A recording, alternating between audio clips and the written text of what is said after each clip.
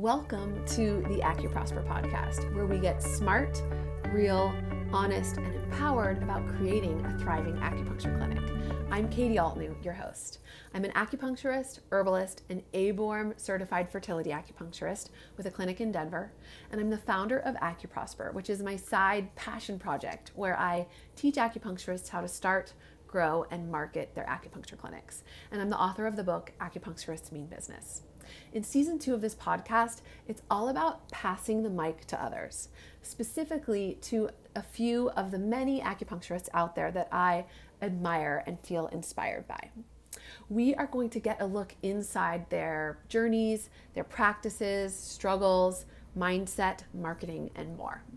We're getting real, and we are having some hard and honest conversations about everything from burnout to cultural appropriation. My goal is to show that there are many paths up the mountain, that there's not one singular definition of success or way to get there, and to break down the taboos about discussing business in our healing field and our livelihood. If you'd like to see the video version of this podcast, you can find it on the blog at acuprosper.com. And it is pretty cool to see these acupuncturists' faces light up as they talk about their practices and their passion. Thank you for being here and for making this a safe space to share and explore these journeys and ideas. I hope it shows us what's possible and helps us to feel connected and supported. Without further ado, let's dive in. Guys, so today I have a guest I'm really excited about. It is Dr. MoraMarco, and she is the acupuncturist behind Aculand in Los Angeles, and she's also the acupuncturist behind Love Cupping, those awesome heart-shaped cups that you've probably seen that leave little heart-shaped marks. And I'm so excited to have her on today, and I'm just going to ask her all the questions that I've been dying to ask her. So thank you so much for being here, Kara. Yeah, thanks for having me. So first, what I want to do, so this is mostly, like a businessy related podcast. So what I really want to do is show acupuncturists, kind of like share your journey of how you grew your practice. And I kind of want to know first about just your journey, how you got into acupuncture and what it was like as you built your practice. And then I'm going to ask you more specific questions about your practice. And then I'm going to ask you some harder, fun questions. Definitely, sure. So I got into acupuncture because both my parents are acupuncturists. I literally grew up with this medicine. So I've been around it my whole life. It's in my blood. And I didn't know growing up necessarily that I wanted to do acupuncture, but I always really loved the body and was into movement. So I was into sports and figure skating growing up. And I saw that my dad would help me if I had injuries and would treat my friends, and acupuncture and the herbal medicine just worked amazing. And so when I decided, okay, I'm done with skating, I want to move on with my life and go to school, I started in kinesiology, so learning about exercise science and the body, but I didn't specifically want to be a physical therapist or a trainer, but I knew I wanted to work with the body. And at that point, my mom brought up acupuncture school again. And that was it. I'm like, yes. And I went to visit the school, and that was it. Started studying and loved it. Awesome. I love that your parents were both acupuncturists. Yeah. That's amazing. So cool. Mm-hmm. I don't know anybody else whose parents were an acupuncturist. And so did your parents, were they in practice together? Yeah, my mom didn't practice very long, but she ran my dad's clinic. So she was the secretary and did all that. Cool. My dad is one of the old timers. So he took the first California State Board exam that was offered in 77, I believe. Amazing. Yeah. So do you turn to your parents when you have a difficult case and get their perspective? I do. Yeah, my dad helps a lot. He has so many different modalities and specialties, so I really kind of get all the secrets from him. I love that. That's so cool. So then how did you start Aculand, and what was that like building that? Aculand kind of came about just very naturally when I first started my practice. So do we want to get into the beginning? I'd love to hear. I think it might be interesting for people who are just starting. Yeah, definitely. So I graduated with my master's, and then I actually started the doctoral program right away, just because I knew I wanted to get, the highest level degree. And so when I started that, I also started my practice. I just got my license, and I was actually just walking around my neighborhood looking for a place to rent, a place to do my acupuncture. Yeah. And I happened to walk to the end of the block, and there was this cute little brick building with ivy, and I just peeked in, and it looked magical, and it actually had acupuncture and herbs written on the outside. And No way. yeah, there was these two ladies that were doing acupuncture in there, and they'd been there for 10 years, and they were leaving. So I just got myself in right away, and it's okay, I want to rent from here. And yeah, that's how it started. That's perfect. Mm-hmm. Yeah, so starting out, I just used my name as my business. I didn't really have a brand, or Dr. MoraMarco Acupuncture. And then after a few years, the Aculand kind of just came. Actually, a patient posted a photo of I have a skylight in the treatment room, and something in the caption was Aculand, and I'm oh, I love that. So kind of just magically, naturally. I love that. Aculand, yeah. That's perfect. And it's the perfect description of that place you go when you're getting acupuncture. Exactly. This faraway land inside your head. Yeah. How many treatment rooms do you have? So I work out of 2 rooms. My office actually has 4, so I do share it, which I think is great because overhead is half. Yeah. And 2 is enough, for me. Mm-hmm. So I cup almost all my patients, and that takes time. And I don't want to be rushed and too hectic. I have worked 3 rooms before, and for me, I like the 2. Totally. Me too. I feel that way Yeah. too. And do you have associates, or is it just you there right now? So in 2019, I hired an associate because I was getting really, really busy in 2017 and 2018, and worked really long hours and late nights, and I didn't want to work weekends, which when I started, I did work 6 days a week, and I was working Sundays. So I had Myra, who was great, and she came in for the whole year. Then the pandemic hit, so she stopped last year. But yeah. I did have an associate for a year, and it was really great. Nice. Yeah. Do you take insurance? So yeah, just going back to how I started building my practice. When I first started, I was in network with all the companies, everything. So that was a great way to just get patients. They would find you on the provider list, and it was free advertising. You didn't have to do anything. They would literally just call you from finding you on the list. So I took all insurance, and then gradually over the years, I started getting out of network with every company, because my practice had built, and I didn't need to take lower rates. Mm-hmm. So now I'm out of network. I do take insurance though. So it's a mix, probably half insurance, half out of pocket. Cool. Yeah. Nice. I did the same thing, started and then slowly backed away. Yeah. Yeah. And do you have a receptionist? It's just me. Nice. I do have an assistant, so she does some things virtually. Nice. So kind of both ways. Yeah. Yeah. Yeah. I hear a lot of people out there be you have to get a receptionist, and I feel like we actually no, you don't. No. Yeah.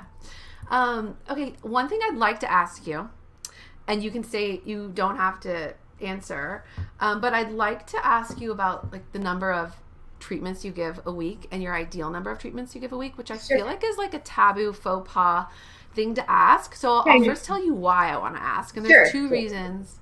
Mm-hmm. One is I just want acupuncturists to see that there are many paths up the mountain to success, and I feel like it's a taboo subject to talk about. I like the idea of talking about it more, and I also think so that people can see that I'm hoping to ask a variety of people this question and get a variety of answers, right? To show that all these successful people, what feels good to them is going to be different, and that's okay. And the second reason I want to ask is because as I think having more knowing what's possible and having more specific numbers gives people like a tangible visual to like strive for.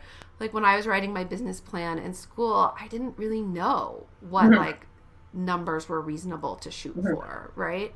So I love the idea of us not being competitive, but like open discourse around this. No, I'm happy to answer. Okay, And thank you. and it's true, success can mean something different to everyone. Like maybe success for someone, it's not about the number of patients, you know? So it really varies. So I want to say, like, with that, there's so many ebbs and flows. So it's not always going to be consistent. And I think that's really good for people to know. Like, you might be really busy and then have a very slow week and be like, oh my God, where did all my patients go? And then, like, the next week is busy again. So that happens all the time. I remember starting out, like, my first year when I hit like 20 visits a week or like 5 patients in a day. It's like, oh my God, it's like, this is amazing. And you know, it really takes time. Like, I don't, maybe someone right out of the bat can have, you know, a super packed schedule, but I think that's rare. I think it does take time, and I think it's important to know to be patient, and that like whatever you imagine like it will come. You just have to be patient. I love that. So true. So yeah, it took a few years. I would say like a few years. I was like 20, 30 a week, and then like went up to 40. And then I would say at like my peak, like highest patient volume, and I was working a lot, it was like 50 to 60 a week. And I couldn't do any more. Like energetically, like that was max. That was me working as much as I could. And I mean, I felt extremely grateful and fortunate to have the patients. And there's a time in my life where I'm like, this is like, you know, I'm young. This is the time. I don't have any kids yet. So I'm going to work as much as I can right now. So that was, I would say like 2017, 2018, 2019 was really busy. That's when I hired my associate because I don't like to work early mornings, although I was like working long hours and late nights, and like it caught up to me. I definitely did like lots of vacations the last year before the pandemic, luckily, and had someone to cover me, which was great. Nice. And then in 2020, obviously everything changed with the pandemic. I was still able to work through the whole time. I did take a little bit of time off. So now it's like almost in half. I'm seeing about 30 a week. And for me, like, I'm really happy with that. I don't actually want to see anymore. Like, I don't want to see that many people. My life has changed and I don't want to work as many hours. So yeah, I'm really happy with 30. And I have colleagues that, like, energetically, they can't do more than 20 or 30 patients a week. Like, they will block their schedule and, you know, not have any more bookings. Like, for me, I've always had an open schedule, but I had the energy to do a lot. You know, that's where. Yeah. Thank you so much for sharing. I love hearing that. I feel lighter even getting to connect with somebody else, knowing what somebody else is like, knowing that that feeling that like community or camaraderie, and like just knowing how other people are instead of feeling alone. Yeah. What your business experience is like. And I have a lot of colleagues that I'm close with, and we share all these things, and it's not a secret. So what do you do to get patients in? Honestly, it's just word of mouth and referrals right now. Instagram is definitely a big thing that I got a lot of patients from Instagram, and it just really happened organically. Nice. You know, someone will post and schedule will fill up. Yeah. Cool. And I'm barely posting now, maybe once a week. But I still love your energy there. Trying to keep it up. Yeah. But you're right. Other people can like do it for you a little bit, like post your patients. Yeah. What do you wish you had known when you were first starting out? Yeah, I get this question a lot, and I honestly can't think of like something like an aha. Oh, I wish I knew that. probably, I think I did know it would take time, but maybe just really knowing that it does, I don't know, for most people, I think, take some time to build, and don't get discouraged. Because I for sure starting out like the first year was like, oh, like, I want to be busier. And then you get to a point where, oh my gosh, I'm so busy. So like there's that quote, what was it? Remember when you wanted what you currently have? Yeah. Like that, like really resonates with so many things. Yeah, that's such a good reminder. Yeah. So yeah, just that it takes time, and there's ups and downs. It's not it's the yin and the yang. Yeah. Did you experience the imposter syndrome, or have moments of being like, oh no, I'm like not good enough? You know what? I keep hearing that term, and I really don't think that I ever really had that. Wow. I think confidence is good for sure, but then sometimes when I think about it, I'm like, with all like doing interviews and things like that, I'm like, oh, do I know enough? So maybe a little bit of that, but not really. Yeah, that is amazing, incredible. I love that you have that like natural sense of knowing yourself. It sounds like.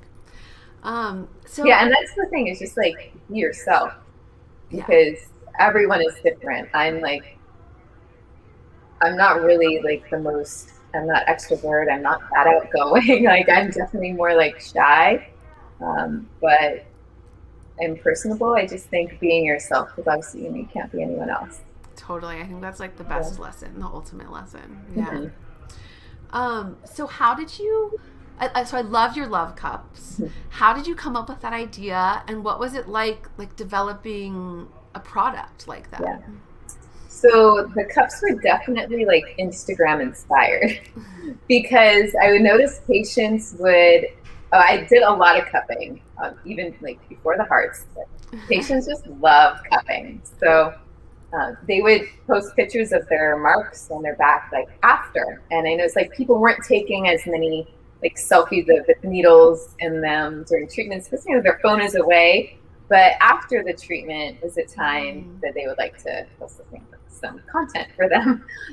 So I was noticing that it would be like, it would get me a lot of patients. Like people would see the marks, and it was popular. It's good for business, right? So then I thought, maybe it would be cute if they were heart shaped. So my mom actually helped me develop the heart cups. I was busy with work, and she went like the different places to find sourcing and develop. And it's definitely a long process. So like a year of back and forth of trying shapes and like, oh, this doesn't work. We need to perfect this. So there's a lot like behind the scenes that people don't realize. To develop and all of that. So yeah, we started out with the ceramic, the fire cups, and then we got so many requests for the like the pump, the air ones. I'm so happy we got those, because during the pandemic, a lot of people couldn't blow see out the practitioners, so it's a little bit more like at home. But we've always like aimed for professionals, not targeting the general public, but with those, it was like definitely helpful, because some patients would order it and like virtually show them how to use it. Yeah, that's a good idea. I didn't think about that. So are they made in, did your mom go like to Asia where people are making cups there? So we would always travel to Thailand like multiple times a year. My parents have actually kind of like semi-adopted 3 brothers, Thai brothers that were orphans. So we have a strong connection with Thailand. And so we wanted to, and they have like amazing craftsmanship there. So we found a factory to make them there. And then we also donate part of our proceeds to the Thai stateless youth for higher education. Yeah. And we're constantly like looking to find new charities, and that's like a project that I have to do more of. I love that. So cool. Mm-hmm. I love that it all started by being like, wouldn't it be cute if? Yeah. And then it was like this brilliant business idea that my perception of it was it like just caught on like wildfire, that acupuncturists saw it and were like, I must have these cups. Yeah, because like, I mean, they're effective and they look cute. Why not? Yeah. And then the air cups we had made in Korea. Okay, cool. That's so neat. So do you like think of yourself as as like a good business person?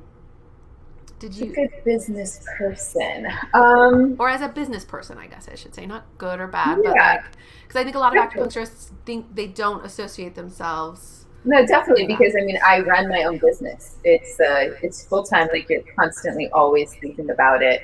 Mm-hmm. And I'm happy to work for myself. I prefer that. I know a lot of people don't want their own business, and they're really happy to work for someone, and that's great too. Mm-hmm. It just really depends on what you want. And so it's like become a part of just your life and your identity. Did you know going into it when you started your practice that was going to become like that was the reality?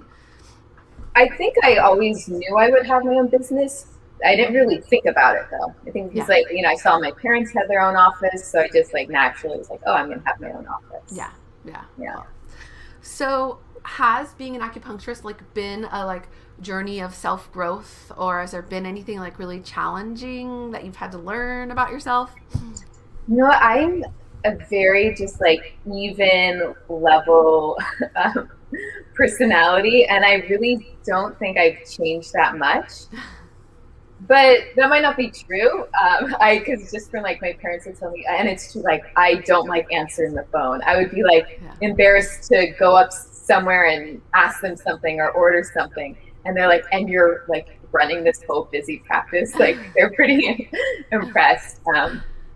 So yeah, and it's just like it's very natural for me to be caring, and like I love it. And like I'd say one thing to help with business is just like enjoy what you're doing and give good treatments. Patients will, love you for it. Mm-hmm. Mm-hmm. Yeah. Totally. Be yourself and love what you do.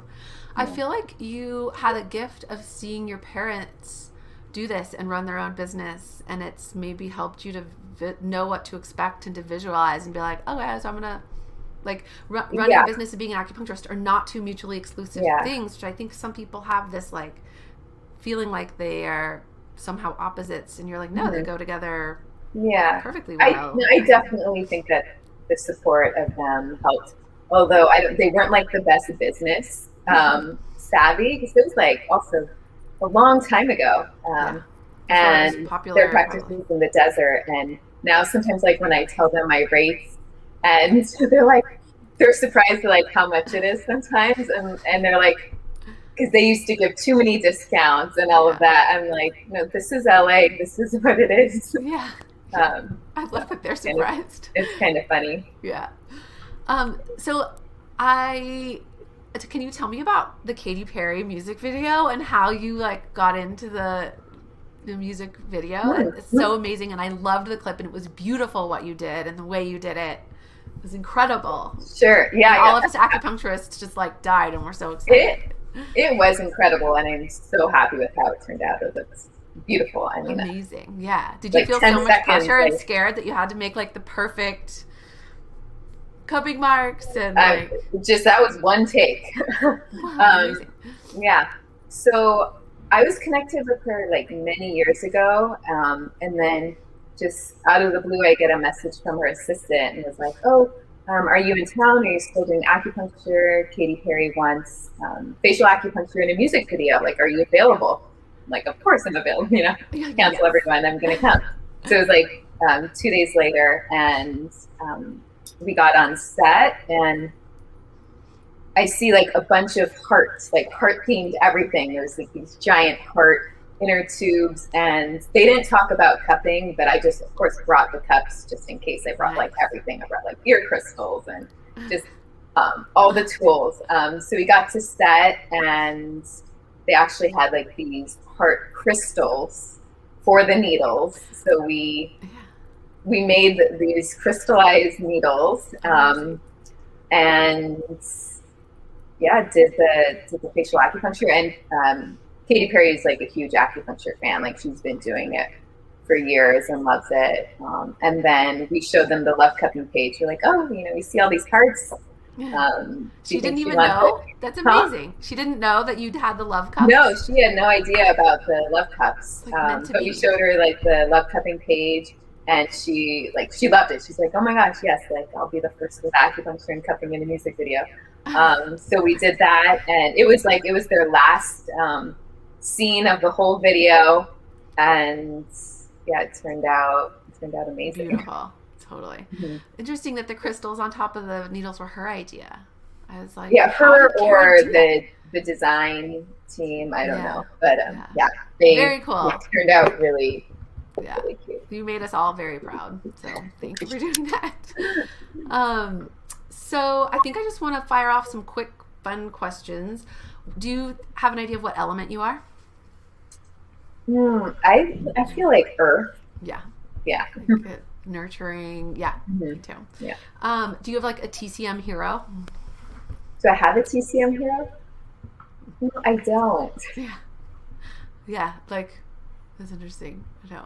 I was like, to me, I feel like your like dad is like, you know what? Amazing. Yeah. Like, kind of becoming one of my heroes. I think, you know what? It's my dad. Yeah. Now that you mention it. It's kind of an awkward question. Do you have like a favorite acupuncture point that's like your go-to? You love it? Mm-hmm. I do love D20. I start like most treatments with it. I just feel like everyone needs it. Doesn't need it. Yeah. Totally. I like that. And what do you eat for breakfast?